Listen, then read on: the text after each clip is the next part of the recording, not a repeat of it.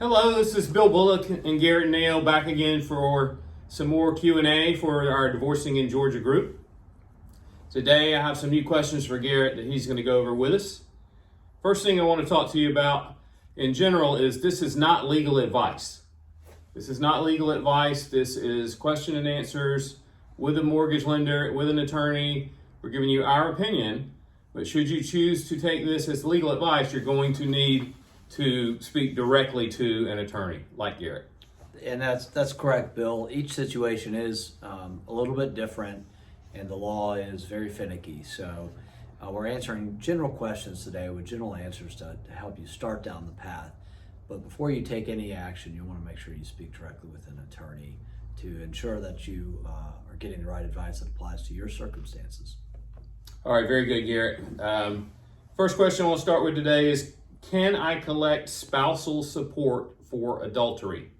Okay, so for adultery, could go either way. We don't know whether the person asking is the person that has committed adultery or whose spouse committed adultery.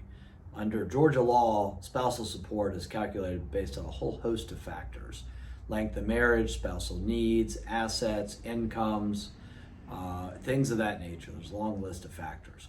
One tenet of Georgia law is that if you have engaged in adultery, that may be a bar to collecting alimony for yourself. So that is something you'll certainly want to look at if you are contemplating a divorce and have engaged in adultery, or you believe your spouse may have engaged in adultery. There's a whole lot to this area of the law, so that's a very general statement. There's a lot of bells and whistles there, so you'll really want to dig into it. But the short answer is adultery is an issue as it relates to spousal support. All right, very good. Thank you for that. Moving on to the next question. What are the financial ramifications of divorce? So that's a pretty broad statement. Let's just break it down a little bit. When you get divorced, all of your marital assets, which is a legal term, something we have to look at, but your marital assets will be divided equitably. Your marital liabilities will be divided equitably. So all of your stuff and all your debts that were incurred during the marriage generally are going to be divided by the court. Likewise, if you have children, there's an element of child support, which is a financial consequence of divorce, and you may have spousal support as well. On top of it, divorce costs money. Usually you're retaining real estate mortgage brokers like Bill to help you get refinanced. You're paying attorneys. Sometimes you're paying other people. So the financial ramifications may be quite significant in a divorce. It's something you want to pay close attention to. You'll also want to be candid with your attorney about exactly what your financial circumstances are, so that your attorney can help you navigate through that, as well as get you in touch with the right people, somebody like Bill, who can help you perhaps save some money or better allocate your resources. And so let me expand on that just a little bit. Oftentimes in a divorce, the house may be the largest asset, and chances are the house is not going to stay in the name of both spouses. So whichever spouse is going to keep the house is going to likely have to do a new mortgage in their name with new terms. One thing to understand is that putting the new mortgage into the spouse's name individually is something that has to happen to fulfill that portion of the divorce. It doesn't mean that this is the end-all be-all mortgage for that spouse. Oftentimes we talk to a new borrower that hasn't been involved in mortgage transactions previously, and they don't know that much about the transaction. We talk them through that. We help them understand all the different parts of the mortgage process, and also help them understand that even though they may be signing up for a 30-year mortgage, that doesn't mean that this particular loan will be in place for 30 years. So we're going to get you the best terms that we can at the moment in time that we're doing the mortgage, and then we're going to take care of you throughout the rest of the time that you are our borrower, and we're going to talk to you when we have new terms, better terms, or a way to help you get into a better position with your house. And oftentimes, following up on that correct statement that a house is typically the largest asset of a marriage, that's also the source of the funds to pay the spouse who's not going to be keeping the house. And so that's yet another reason why a refinance is almost always an element in a divorce, because not only do you have to take the leaving the house spouse's name off the property, that spouse typically receives some money in most divorces when all is said and done, and that money typically comes from that refinance. So it's a complicated process, and it's certainly one you're going to want to involve professionals in to help you navigate. Okay. Next question. I'm getting a divorce and my partner does not want to put me on child support, but in the state of Georgia it seems mandatory. Is there any way around this?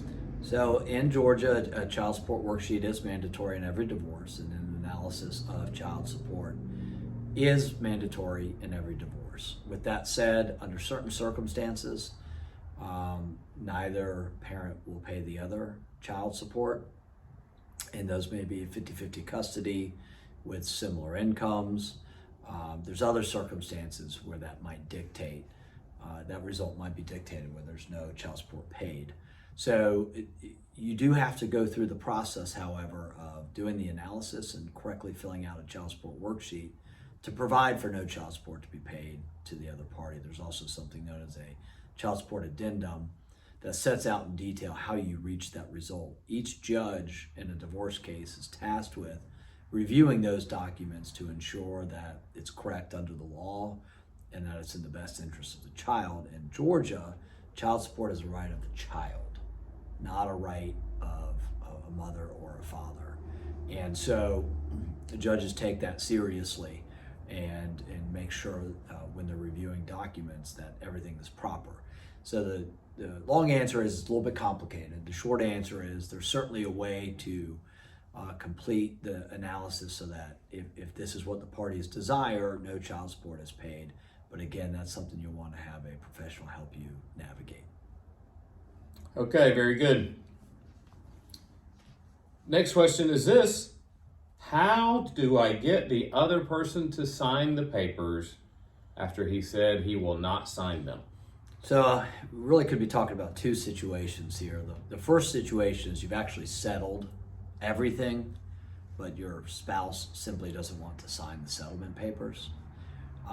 If that's the case, you may be able to go into court and ask the court to compel your spouse to sign the settlement documents. It's a bit of a complicated process, as everything seems to be, but you have to prove that there was actually a settlement agreement, and there's a whole bunch of analysis that goes into that. But if you and your spouse have actually settled all the issues in your divorce, but your spouse refuses to formally sign, you can have a court order that. If the question asker is referring to how do I get my spouse to sign the papers to start the divorce process, typically when a divorce is started, we ask the other person that we don't represent, will you acknowledge service of the papers so that we don't have to send a sheriff to your house or a process server to your house? And almost all of the time, the counterparty says, sure, I don't want to be disrupted. It's like signing a ticket. You're not admitting anything, you're just acknowledging I've received the papers. If that's what the question asker is referring to and your spouse refers to sign those papers, then we just send a sheriff's deputy out to the house or a private process server, and not the best way to start a divorce if you can avoid it, but if your spouse is being stubborn like that, you've got to get the process kicked off. Okay. And next question is a little bit of a follow-up. Is it possible to serve someone divorce papers via email? No. Georgia requires personal service, which there's a couple different forms of it, but the best service is to hand somebody the papers by a licensed process server or a sheriff's deputy. Actually physically hands the papers to the person. There are some avenues around that, such as leaving them at the person's dwelling with somebody of suitable age. That calls into question whether service was valid or not. So again, the gold standard is to have an authorized person hand the papers to your spouse. Alternatively, if your spouse cannot be found, the court may authorize, and you have to ask court permission for this, service by way of publication in a newspaper. In connection with that, you might be asked to email your spouse the papers, but that's typically not going to constitute formal service. And formal service is the way by which the court obtains jurisdiction over the case. And so a case never really begins. Even if you filed it, it doesn't begin until that person on the other side has been formally and properly served with papers. And the next question is it's pretty broad. I'm going to let Garrett do the best he can with this, but the question came in as, what are the Georgia guidelines for divorce? So could be referring to a couple different things. Could be referring to the child support guidelines, which we just talked about. In short, Georgia has adopted a child support guideline system whereby the court looks at your respective incomes, looks at how many children you have, it looks at special financial needs of the children, then it looks at some other things possibly called deviations, which are extracurricular activities that are expensive, child care, health insurance, school costs, and all of these things are put onto a pre-designed worksheet, and it spits out numbers that are then used to help the parties determine who pays who, what type and what amount of child support. So those are the guidelines there. With respect to other guidelines, divorce is a complicated process. There's informal guidelines that attach to nearly every component of it. So that includes the division of property, that includes the division of debts, that includes alimony, and obviously includes child support. So I imagine the question asker is referring to the child support guidelines. It's the technical name. You can look those up. It's a little bit of a complicated process.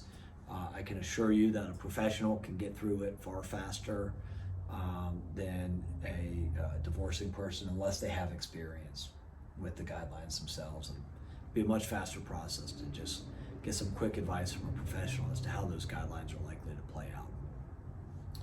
Okay, so we appreciate the questions that are coming in. If you find value in these question and answer sessions, leave us a note.